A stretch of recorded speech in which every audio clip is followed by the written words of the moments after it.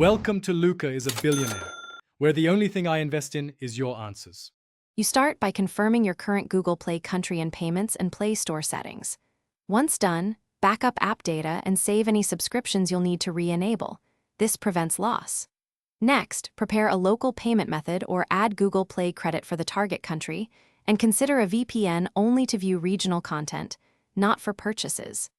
Now open the Play Store, tap your profile, and we'll move into changing the account country step by step.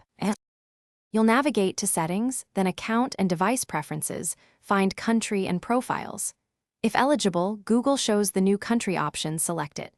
Make sure to add the local payment method when prompted, because Google ties country to billing.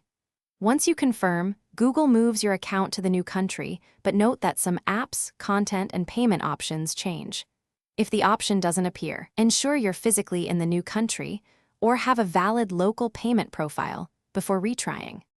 Once you switch, restart the Play Store and clear app cache to force the update. This often makes new country content appear.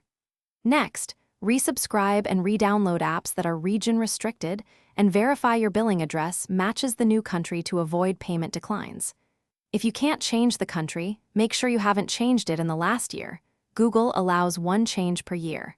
If issues persist, wait up to 48 hours and contact Google Payments support with your new billing info. Thanks for watching and please subscribe. It's the best investment you'll ever make.